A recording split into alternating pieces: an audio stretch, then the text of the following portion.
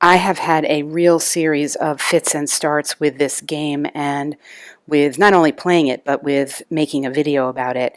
This is the third video I've started to film for a variety of reasons. I lost a good portion of the first one to some computer malfunction, and then the second one just was not good, and now I'm starting again. There are a lot of games out there that have incomplete components, incomplete rule sets, confusing rule sets, all sorts of things that I find irritating and just abandon if I have them, or after watching other people's videos or reading about them, never get sucked into them from the beginning.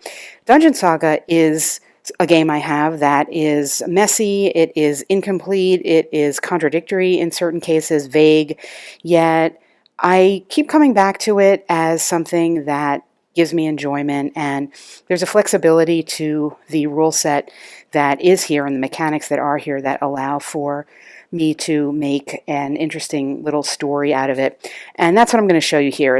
I'm calling this my solo hack because I am definitely basing what I'm doing on the rules, and we'll talk about that as we go through. And in fact, the major aspect of the Dungeon Saga rules I'm going to follow exactly as written, and that is the combat rules and the overall rules about facing and things like that in terms of interaction of the models with each other and with the environment. All of that works well, and I am sticking with it. What I'm not sticking with is the rest of the solo, well, not the rest of, but a lot of the other solo mechanisms here that come into play in this Adventurer's Companion book that is meant to have them, because I think they are not fully fleshed out, and they don't offer, I think, maximum playing experience and maximum story. So what I'm going to do is take you through how I set up my story and just play through some of the locations and see how far we get.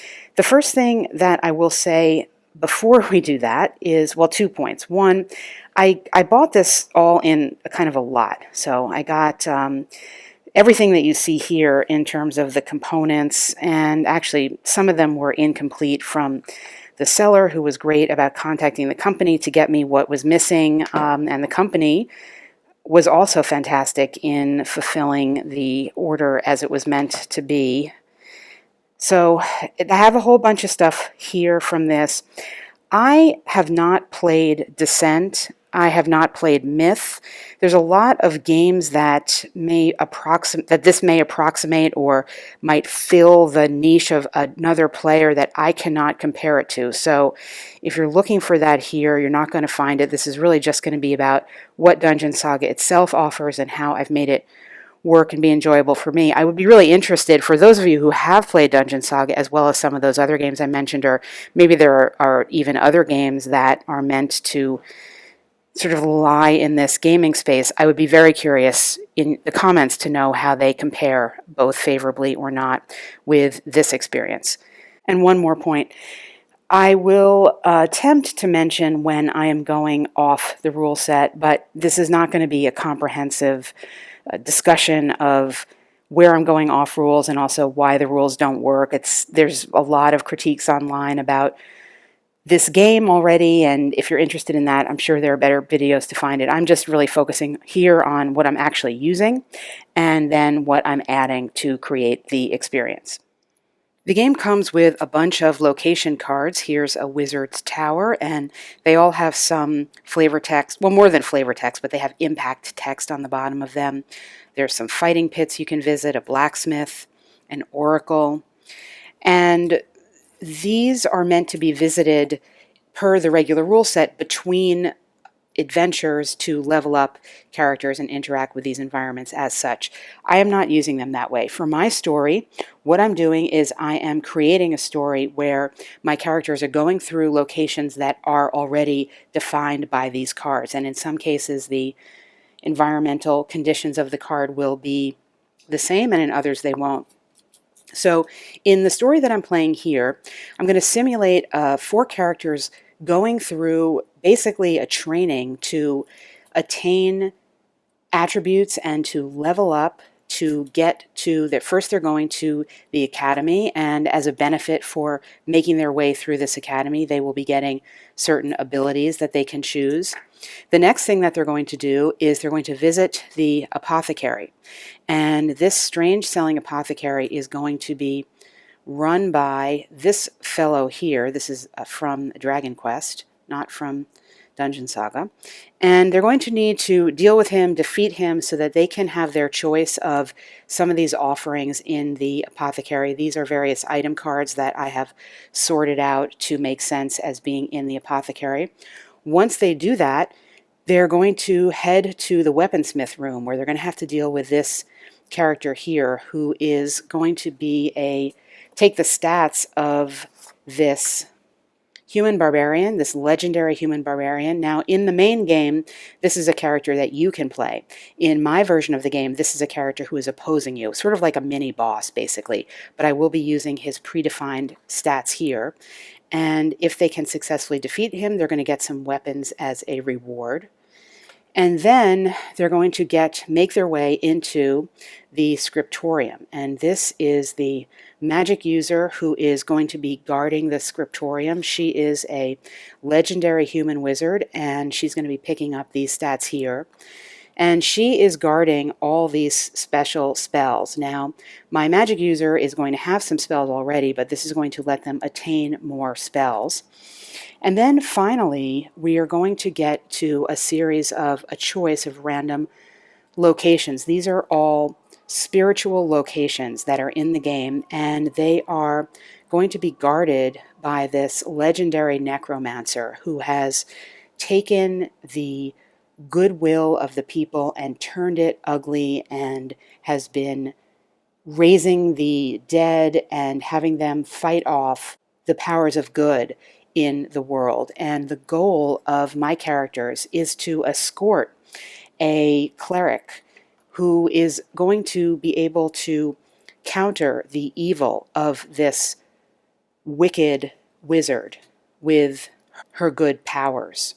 So that's the loose story that I've created, and each of these places is going to be represented by the dungeon tiles that get drawn in. Well, how do these we are set up to go here, and we'll just take a look around. Up here you'll see this is the Necromancer Overlord panel, and this is going to describe what minions come in. These are my player characters, and I've decided to go with pre-done characters. I was going to create characters for this demo, but it's too much, so I'm not going to do that. But I'm starting out with 4 characters who have nothing, because what I'm doing in this game, in this story, is letting them go through and get their abilities and get their weapons and earn what they're going to start with. The only character who has anything is my wizard, and he is going to be starting out with some minor spells. He's got push, crystallize, a recovery spell, and invisible wings. We'll talk about that when we get to it. Everybody else is just going to have their baseline characteristics. And what they're going to be doing in Chapter 1 here is making their way through this dungeon that I have set up, and they will be entering the dungeon here through this door, which is a 2-2 door that they're going to have to unlock or smash, and they're going to be making their way into the space here and going into various rooms to attain the items and loot that are there that are being guarded by various minions. And ultimately they will need to make their way into, again, this is the Adventurers Academy, and what they first need to do is make their way into this library here. You can't really see it, but there's a bookcase here with a sword on top. Need to get that sword and then bring it across to their teacher, who is here in the corner, represented by this little guy here, who is actually the innkeeper with his dog. But in my little story here, he's going to be the teacher, and he's giving them a lesson here on what to do. And one of the things that they're going to have to deal with is this mammoth zombie troll that is here as well. There's a ghost in the room with him too. And once they successfully navigate all of this and bring him the sword, he will grant them access to his the abilities that he's keeping in his academy, and then they can deal with those. Now, how did I set this all up? What I did was I used the, sort of in keeping from the basic rules, this Uncharted dungeon. You have a whole stack of these cards, and they have letters at the bottom, and you're meant to, I guess you're meant to organize them A, B, C, D, E, whatever. I didn't get, mine don't go up sequentially all the way, so I don't know what the deal is there, but in any event, I more or less, so I did select A, B, C, D, and E randomly, and then I more or less built what that is. Now, I mentioned earlier, I used larger tiles. I kept it to a square, but I did not keep it to four squares within the tile because it's too tight, it's too small for me. But I did keep to the basic layout, and I kept to the basic positionality of the minions, and I rolled on the Necromancer Overlord panel using a D8 to select which minions ultimately would come in. Now, when I rolled the zombie troll as I was placing it, this is the large model that ultimately is in the back here. I actually originally rolled it to come out into this spot. However, it did not make thematic sense to me. So what I did was that's how I began to figure out what the story was going to be, and placing him here, and I decided, well, this is going to be their goal, that they have to overcome this big zombie troll in order to successfully complete the task here. I added in, based on these event cards that are also part of the game, I added in, let's see, so this is my stack. These are the ones that I ended up using to create this. This is how I came up with the locks values on the doors, whether or not there was a lock trap or a map trap, and also the placement of the treasures in each of the spots. So I created, for example, these are the treasures that are here, hidden in this table. If they smash this table or deal with this table in some way, they will get these treasures. I tried to keep to the basic game here, but in the end I decided to add in, so we have these items that are here. I have pre-sorted the item deck to pull out the basic potions and healing things that are on the treasures that are on these event cards, which are all these types of potions. So this is going to match up. But then I added in two things. The first thing I added in is a magic item from Dragonfire. This is from the Dragonfire expansion, and I sorted through these cards so that I chose ones that would basically add a +1 or 2 die number to a roll. And I just did that because I like these cards. They're sort of cool to look at. I don't really want to reveal this one because I don't know what it is, but you'll see when we get there. I wanted to just give a little more. They're going to be all one-use items, and I just added that in because I wanted to give a little more sense of a scope of a kind of loot that would be in this game. And despite all the components here in this set, one of the things that's lacking, I think, is a scope of different types of loot. There are other items, and this is this item card under the Dragonfire, that are beyond just the basic potions and healings. I don't know what this is, but I had pre-sorted the item deck into the kind of more special items. So this forms the package of items that they can get in this hallway here, and I've got it placed here as well for this treasure chest, and up here for the treasure chest, and even in the room with their teacher. So I've established the goal and of this first chapter here, and I will be sending my 4 adventurers through, and this is where we stick pretty closely to the rules of Dungeon Saga as written in terms of how combat works, how line of sight works, how the arcs, the front and rear arc works, and things of that nature. So I'll go over that briefly now. In terms of combat, you can see as an example here, our dwarf fighter uses 4 combat die. He is not a ranged fighter. If he were, he would have a second value for that. He's a melee fighter only, and he takes as a baseline 4 combat die. So those are his 4 die. Let us say that he is encountering a skeleton archer here, and the skeleton archer has a shield value only of 1. Well, let's make it more interesting. Let's say it's an armored zombie.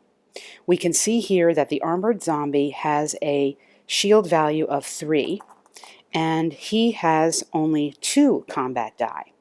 So with no modifiers, and there are certain modifiers that can take effect, but with no modifiers, our dwarf fighter is rolling 4 die as against the 2 dice of defense of the armored zombie. So we'll do the roll, and we shall see what we get.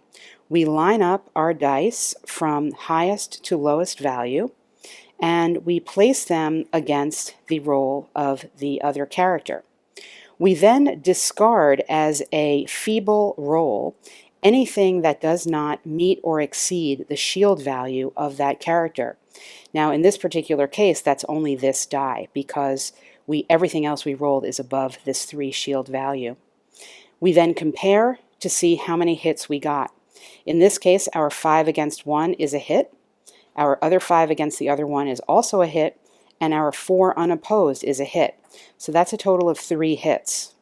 We then look on this chart to see what effect, if any, it has.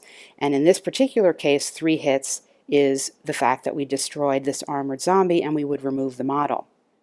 Had this been slightly different, say, for example, the zombie hadn't rolled so poorly and had rolled perhaps like this would not have been a hit. We only would have had 2 hits, and in that particular case, it would have had no effect. Our adventurers find themselves outside a mysterious locked door, and we can see that it has a defensive value of 2. They elect to have their dwarf fighter, Warden, who rolls 4 combat die, try to bash it in. So what he's going to be doing is taking his 4 dice and attempting to bash in this door. Now, it has a shield value of 2. It also rolls 2 combat dice in its own defense, and let's see what happens. So we'll give this a roll and see what we get. So we line up his dice as per the rules, and the first thing we do is we discard anything that is a feeble attempt, which is anything that does not exceed the shield value of 2 of the door, which are these 2, and then we compare, and we see that luckily his good roll has bashed in this door. So he of course just fell to the floor, or somebody did, but let's see, who was that? That was the cleric. All right. So our party can enter the dungeon space, and what I do is I take one of these counters that are included with the game to indicate that which character has taken a move, because everybody needs to do their own move before something else happens. Now we go to the phase of the game that is the sort of AI aspect of things, and how I have played this is slightly different from the main rules, and here's what we do. We have 2 decks of cards here. We have the Invisible Overlord deck and the Overlord deck. The Invisible Overlord deck is pulled over after each time one of the adventurers does anything. So we pull it over. If we have something that says interrupt, in this case we got a yes, we then read the effect of this card, which takes place immediately. If it said no, we would simply move on to what we wanted to do next in terms of moving through. And the first thing we would have to do is note that there's 2 traps here that need to be either snuck around or revealed to see whether they are indeed a trap or not. However, we must instead choose a hero. They are overcome by the intense heat. We roll a number of dice equal to the hero's armor value.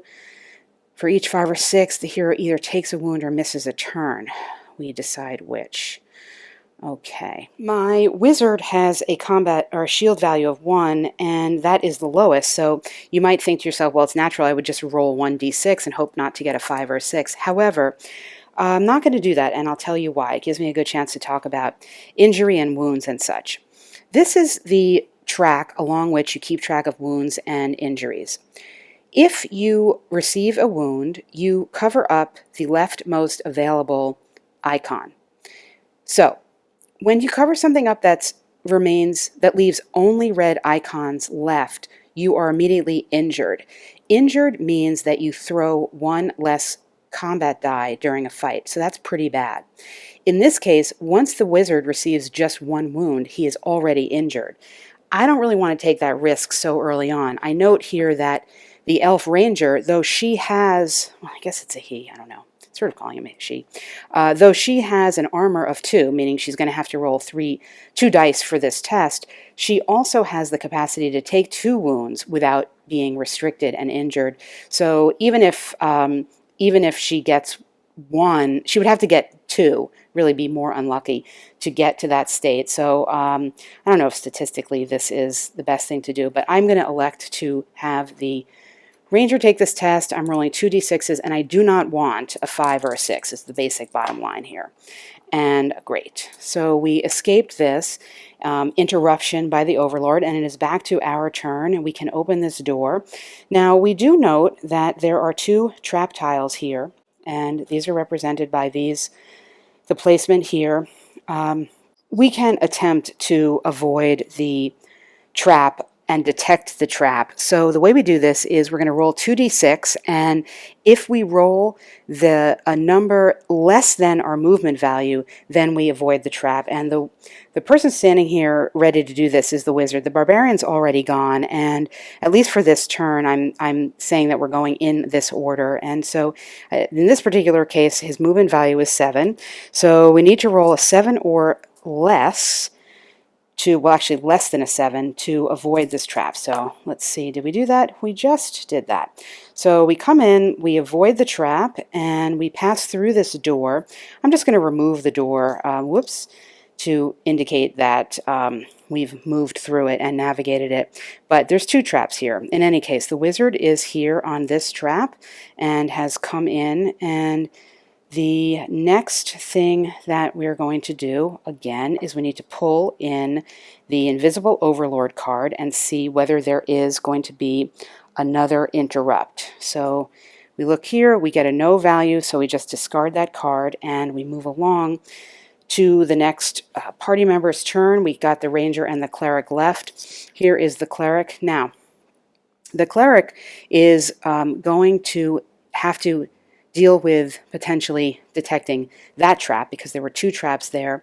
She's got a movement value of 8, so she needs to roll a 7 or less to avoid that, and she does. She rolls nicely, and she can enter into the room now. So we're going to have her moving in. Diagonal movement is allowed if you could move in the L shape as well, and you can pass over your characters. So 1, 2, 3, 4, 5, 6, 7. Again, our goal is that door. So 1, 2, 3, 4, 5, 6, 7. She's going to end her movement there. And we draw in another, or I should say she's going to end her turn there. Draw the next overlord card, and we see, is there an interrupt? No, there's no interrupt. So this is leaving the last character that has yet to go is the ranger. Ranger has a movement value of 8, also needs to check on this trap. It's not like it's not there anymore. It just means that that character did not trigger it. So we're looking for a 7 or less from the ranger. Whoops. All right, I will re-roll that. Yes, I need a dice box. Okay. So successfully avoided that trap as well. 1, 2, 3, 4, 5, 6. Now the ranger, this is a ranger with a long range plan of weaponry, and I think I'm actually going to leave this, pull up here, I'm going to leave this ranger not so close. These are piles of skeletal bones, and they can be, through effects in the game, a skeleton can pop up from there, and the ranger that I have has a shooting dice of a long range, and I will show you the range stick here. It's pretty long. That is the long range right there. So I want to leave some space for the ranger in case one of these skeletons pops up. So 1, 2, 3, 4. I think we'll just move the ranger in 1, 2, 3, 4 here. We can also change the facing as part of our move, and I'm going to do that.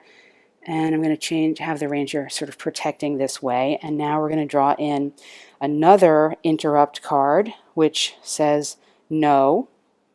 We do this even though we have all gone, and even though now the next turn is going to be definitely the overlord's turn. So it is possible in the rules that I'm playing for the overlord to have 2 turns in a row.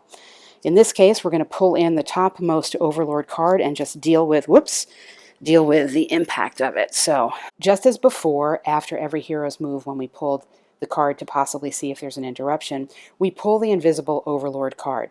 This time, though, during the invisible overlord's turn, you're actually reading the card and doing what it says. So you're using the card for its values, and I will explain what this interrupt value means as well.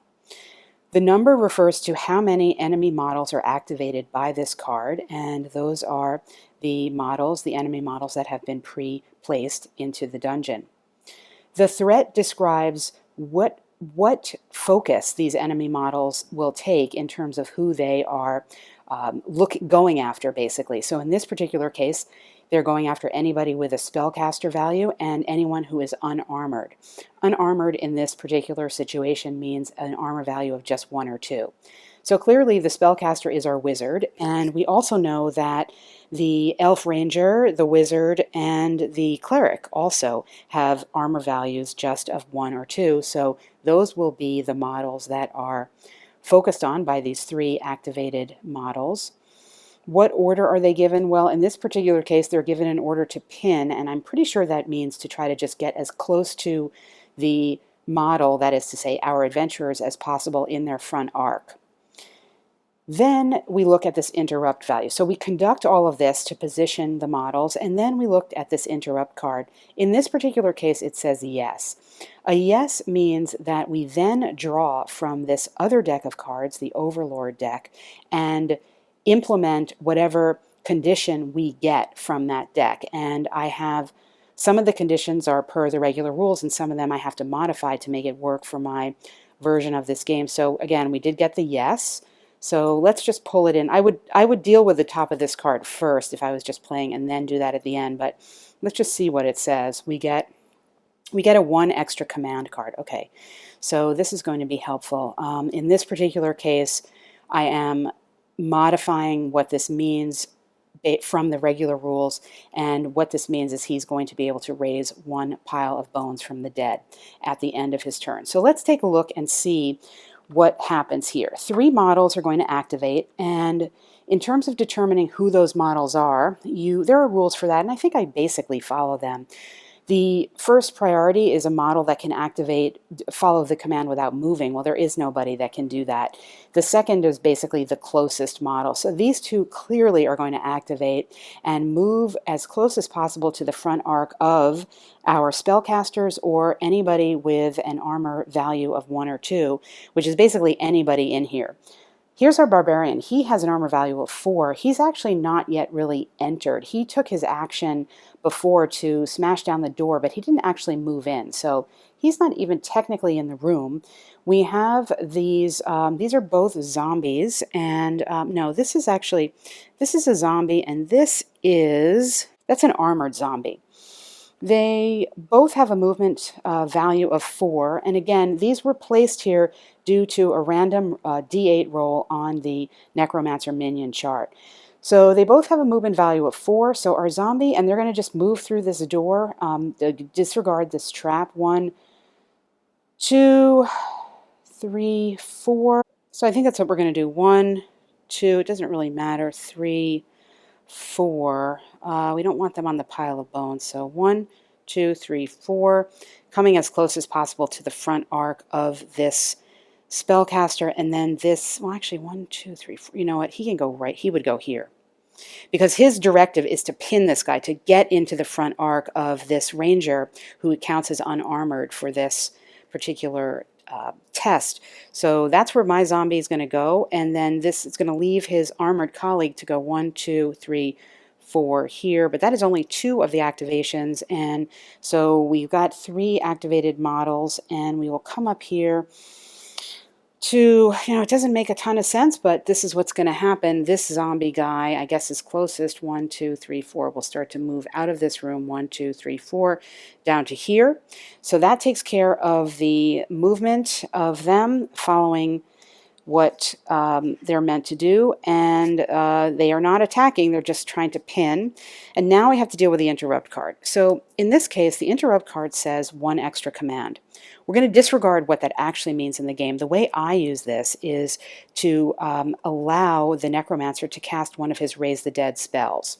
The Raise the Dead spell turns one of these pile of bones into a skeleton. Now, how did these pile of bones get here? I didn't talk about that. I rolled, again, this is my solo hack rules. To place pile of bones, I roll 1d8. I'm showing you two, but actually that's just to keep them together because they're so small they get lost. I roll 1d8 per tile here where they're going to be them and place that number. I ended up with a 6, so, well, I should say per area. So there were 6 placement, and then I just did a random 1, 2, 3, 4, and I think there were like, I rolled a d6 and a d4 or something like that to place them prior to the setup of the game. A point about the pile of bones. When you rise up as a pile of bones, if you are in the front arc of an enemy model, you are leaving yourself subject to a what's known as a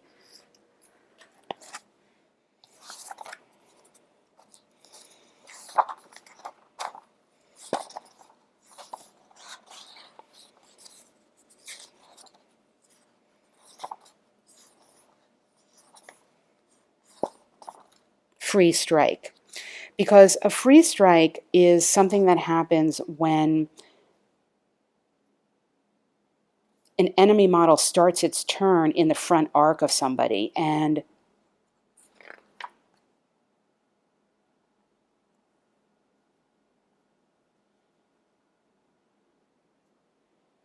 a free strike happens when the enemy model is placed on the board in your front arc. So, for example, this skeleton that's resurrected from the pile of bones, or if a ghost was summoned or something like that, you would get a free strike. So the overlord needs to be careful, for example, in just resurrecting this guy who's right in the front arc of this guy. So I'm going to say that he's not that dumb, and he is going to resurrect something that is not subjected to a free strike situation. Actually, it could be, let's see, we're not in the front arc here. It could be this. Maybe it probably would be one of these guys. So I'll just roll a dice randomly to see which two. These make the most sense. 1, 2, 3, 4, 5, 6. Which is going, whoop. Well, you take my word for it. That was a 5, and a 5 on the floor, and way down there. So this is going to turn into a skeleton. To do that, I just remove this pile of bones counter here and replace it with this skeleton warrior model who is right here behind his armored zombie companion. This is the situation now that we're dealing with. It returns now to our turn. Let's sort of analyze the situation here as it stands, and it's a good discussion point for some of the points about this game that sometimes are curious. So we followed the rules, and that had us taking the enemy models out of guarding this chest, and one of the things we need to do is to get to this chest and get the things within it. That's part of our challenge here. And even if I was playing per the actual rules, many such scenarios have you needing to get things out of a chest. Whoa. However, this left the room totally empty. Now we see here, we just got to move this skeleton guy. This is a magical door. It has a value of 2. We do not yet have any spell that will specifically allow us to deal with the ward on that door. However, the wizard does have a spell called Invisible Wings, and this is in effect a free movement spell. The target gains swoop until the end of the round, where he can basically, this is my wizard character, so this is, this all got moved around here.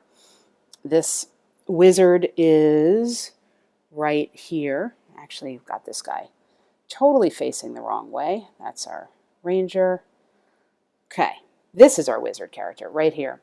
He can move with his movement value of 7. 1, 2, 3, 4, 5, 6, 7.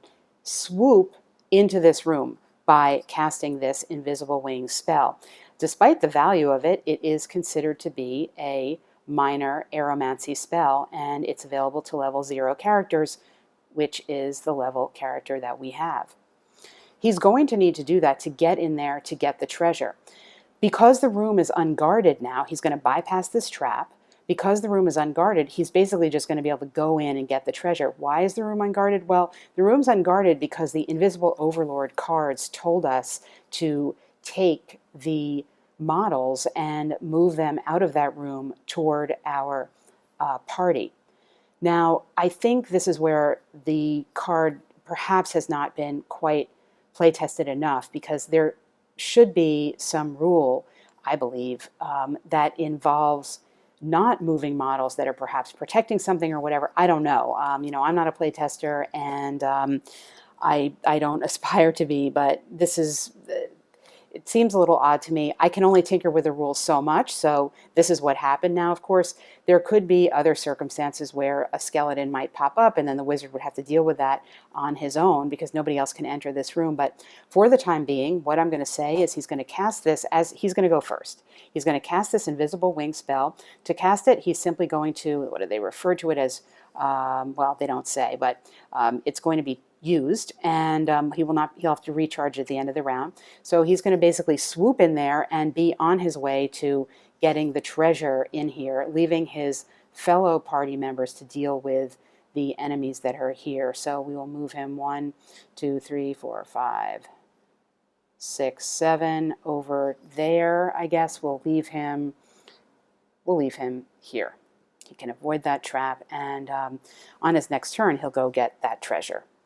Next up, we might as well see whether this barbarian is going to trigger this trap or not. There's 2 traps here. Either one he's going to have to deal with. He can't step over them. So he's got to roll on 2d6s. He needs to roll a 5 or less. And wow, okay. So he did. So he's going to come in, and of course, before I do that, I need to draw in this overlord card just to see if there's an interrupt, and there's not. So can't forget to do that. So now it is the barbarian's turn, and he can move and or fight or shoot or something. He's going to move and fight. So we're going to bring him in here, and he's going to attack from the 1, 2. He's going to move right here, and he is going to attack this armored zombie, and we'll take a look at how that's going to work. Again, for combat, we're each rolling the number of dice according to our combat die value. So that is 4 for the fighter, and it is going to be 2 for the armored zombie. Modifiers on that number would be, for example, if we were injured, we would be down a die.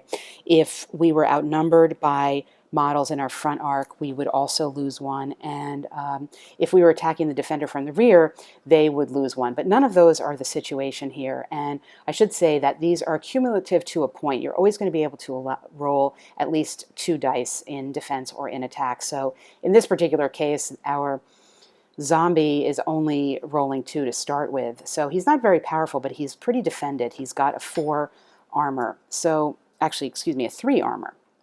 So what we're looking for is we're going to be taking our 4 combat dice as against his 2 defense dice. And again, we are going to need to roll greater than his armor value for the attack to have any meaning. So let's just, absent some kind of better situation here, we'll line up our rolls. And he did not roll well. First of all, we're discarding a feeble attack here because this does not exceed his armor value, and this is what we're left with. But clearly that is 3 hits on the armored zombie, and we refer down to the chart again, so we can destroy and remove that model, and that is the end of the barbarian's turn.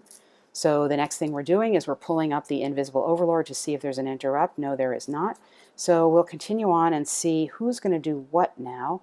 The barbarian is in here. I removed the zombie the armored zombie, put him off to the side, and we've got now the cleric is here, not going to be able to get in there, and we've got our ranger here.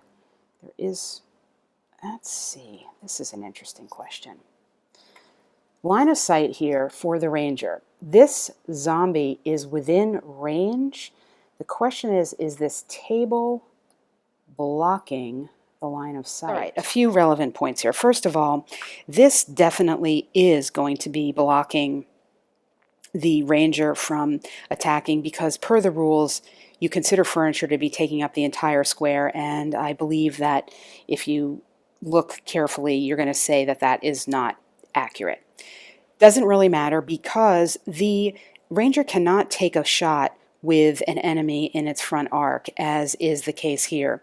So what we need to do first, before anything else happens, is have this cleric, who hasn't yet taken an action, move so that the zombie is in its front arc, and it then needs to attack the zombie, taking out the zombie, thus freeing our ranger to move down the corridor and potentially taking a shot at that skeleton. So that's what we're going to do. So our next move clearly is going to be with our cleric. Cleric has a movement value of 8, and we have, I just realized I didn't show you the spells that the cleric has, but we're not going to use any of those spells anyway.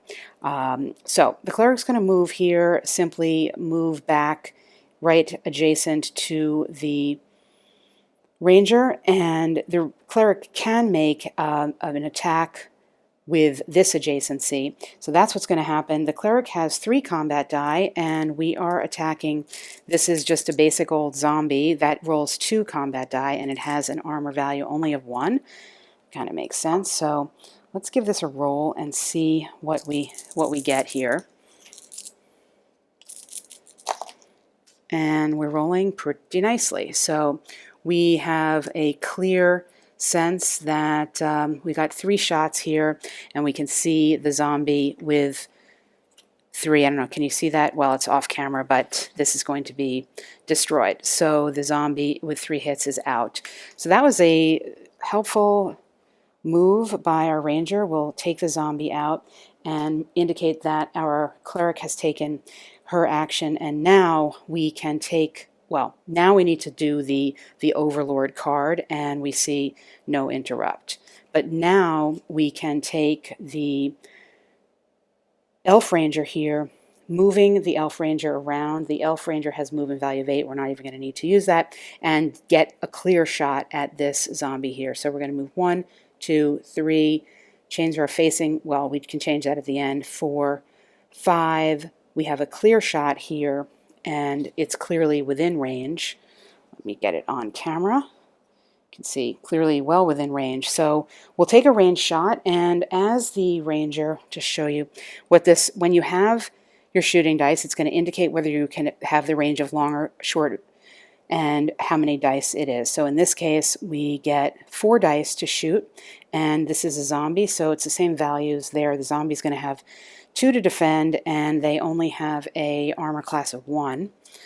So we will see what we can do. Whoops, lost one. Let me get this one back up and roll it.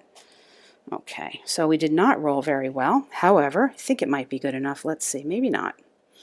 Maybe not. All right. So this is going to show you that you can't always be so sure. So the zombie has simply a measly little value of 1, but guess what? We rolled a 1, so that goes away. We rolled very poorly, and we actually got only the 1 hit through, simply because we had the extra die. We look under this table. For a zombie, 1 hit has no effect. So after all that, we had no effect. The zombie remains in place, and we draw in the overlord card, and there is an interrupt. So we're going to go to the interrupt and the values here. We're going to activate 1 model, and it's going to go for the spellcaster or the weakest, whoever has wounds. The order is to gang up. We'll take a look at what that means. And again, this is the interrupt. So we need to deal with this card right now and focus on a spellcaster or the weakest. And we've got 2 spellcasters. We've got our cleric, who just acted earlier, as well as the wizard. So the wizard is in here alone. So there's not really going to be anybody that can get to him, and there's going to be 1 model that's going to act to gang up on the cleric, and the cleric is right here. So we're going to take our skeleton, and we're going to move the skeleton forward. The skeleton warrior has a movement value of 4, and let me just confirm what gang up means. So the skeleton is just going to move 1, 2, 3, 4 here. 1, 2, 3, 4. Ganging up means that all the models are going to sort of converge on 1 person, and in this particular case, there's only 1 that's going to be activated. So that's the order there, and that concludes that portion of the turn. Now, I think everybody has gone. Now it is the Overlord's turn. Overlord's going to draw a card, and we will have a look here. One model is going to activate, and it's going to threaten a marksman or someone who's wounded, and again, the gang up order. There's also an interrupt, which in this case means we're going to draw the other Overlord card. So in the meantime, we're going to activate somebody for the marksman, and in this case, marksman means any hero that has a shooting dice value. So shooting dice value is arranged. You can see this here. And that's going to be our Elf Ranger. Elf Ranger's not doing so great. So the skeleton that is activating here is going to target this elf and move 1, 2, 3, 4 into her front arc. Now we draw another Overlord card, and this is going to be a 1 Raising of the Dead. That's going to be one of these skeleton one of these bones is going to turn into a skeleton. Again, we're not, if we did this here, we would get a free attack. So I think we're going to turn this into a skeleton warrior, and I will find a model to make that happen. And the way that works is we see here off to the right, we have this pile of trap tiles, and some of them are blank, most of them are not. We just simply pull one up randomly to see whether that is going to be a trap on the chest or not. So we'll just take this tile here and flip it over, and we see that indeed it is a trap on the chest, and it's a little hard to see what that iconography is, but what we do is we refer to our trap cards, and the trap cards are going to tell us what that trap actually is. These are the trap cards that come with the game, and there are a number of different traps, and they're all represented by these pictures on the back of those trap cards. So we find the picture that matches this, and we see that this is a cage trap. And it says the hero that triggered is stuck in the cage and will have to break out before they can move again. It's a mundane lock with a lock picking value of 2. Well, our wizard does not have lock picking, so he can't pick it. The lock has 3 dice and 3 armor.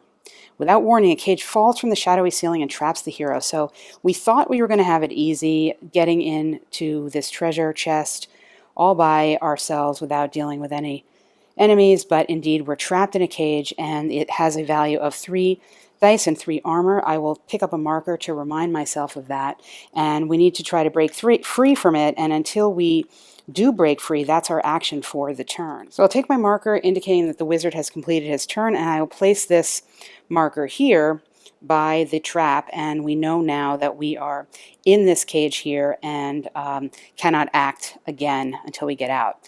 We pull in the Overlord card, there's no interrupt, and we move on to see who's going next. And at this point, I'm going to speed up a teeny bit because the video is quite long, and come back in momentarily. Well, next we need to pull in another Overlord card, and we have a look.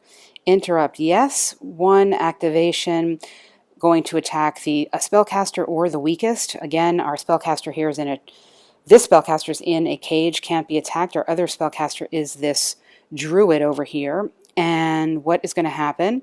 The order is going to be an attack order, and we already said that's an interrupt. So we're going to have this skeleton. Let's see. The skeleton's got the movement value of 4. 1, 2. Yep, the skeleton's going to move here. 1, 2, 3, 4, and attack our druid. This is per the interrupt card. So in this particular case, we've seen this before.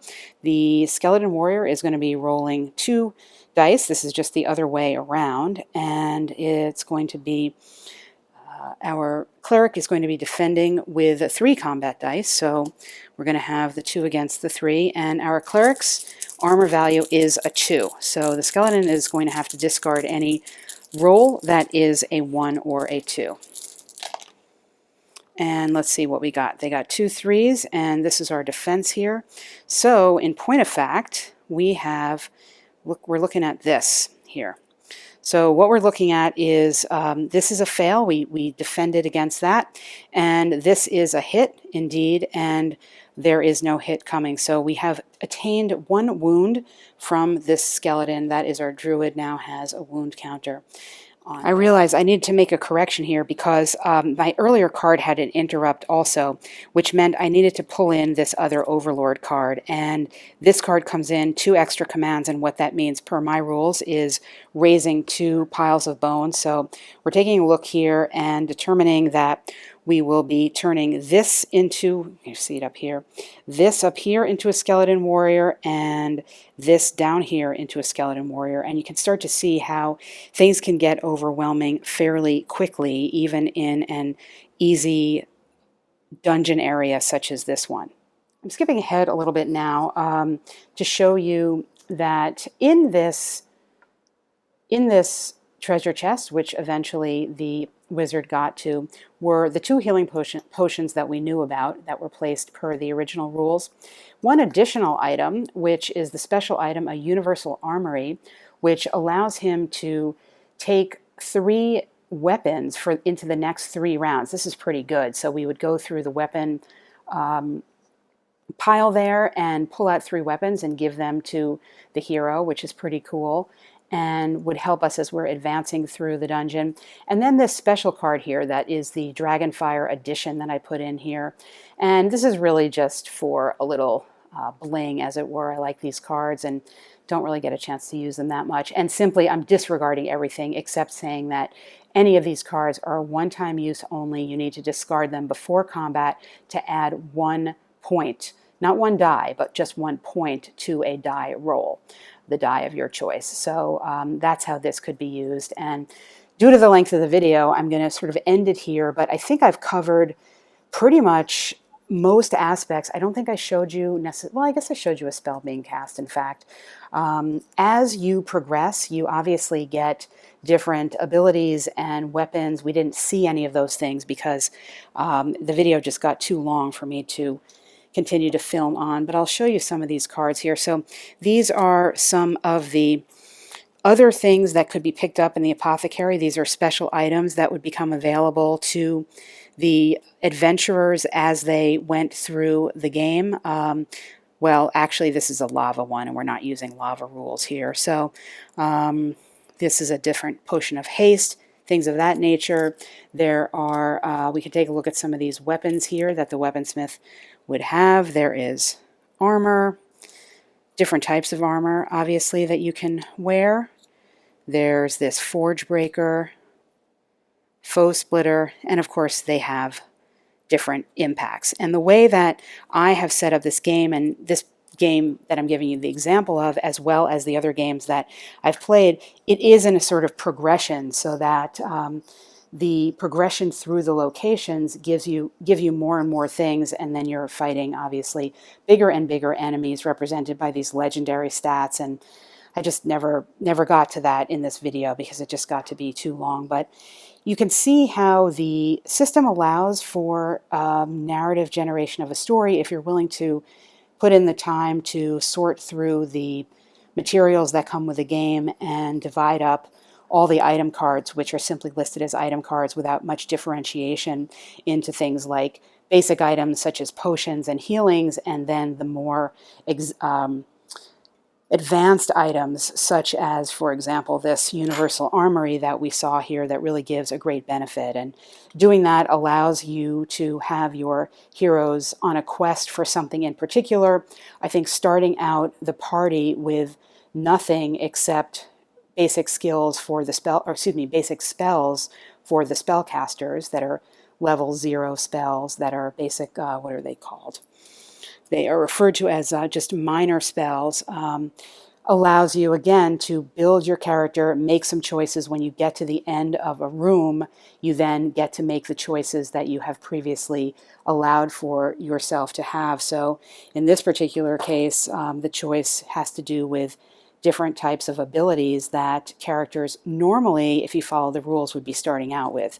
So for example, you might be somebody that was starting out with a level 1 ability here, but per the way I'm playing, it's part of your goal to get to a place where you can choose those abilities.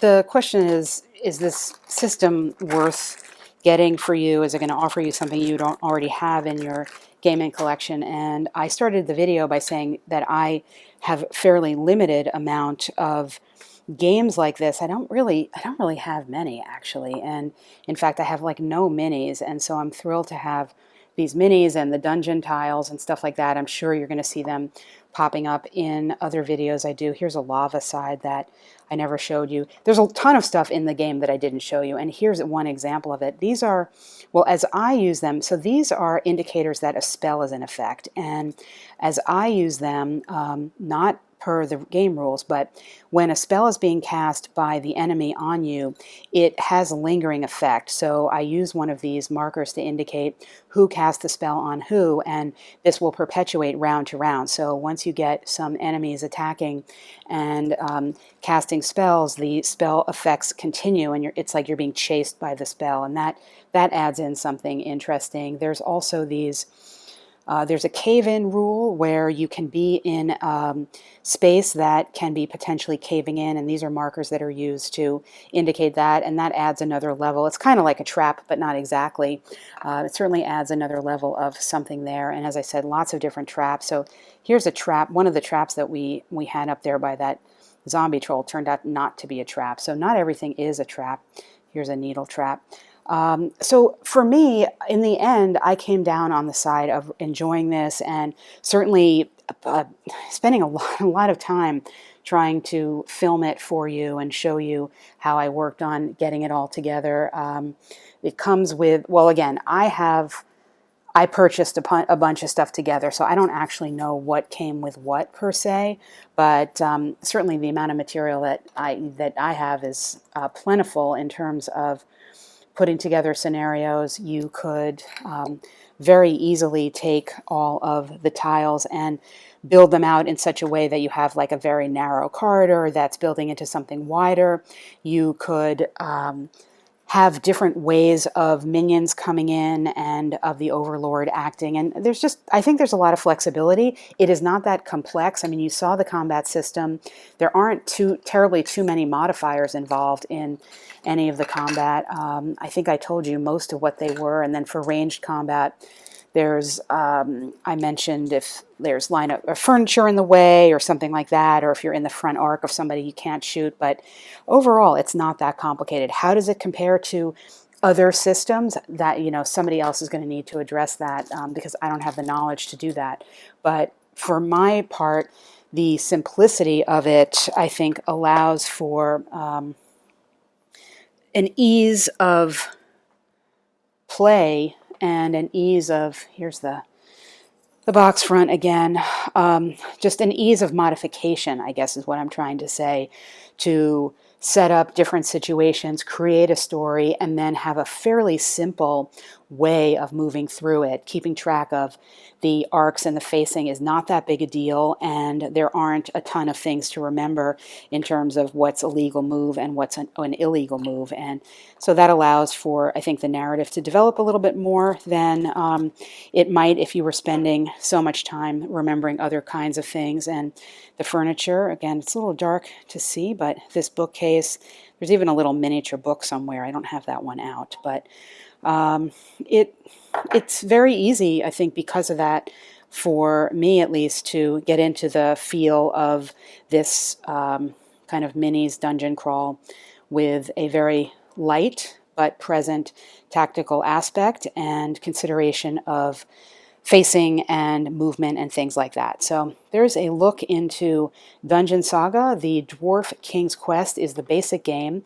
The Adventurer's Companion is definitely what you also need to get the Invisible Overlord card. So you need this plus that expansion if you're going to play it solo using the Invisible Overlord, and then the rest of the stuff is supplemental material.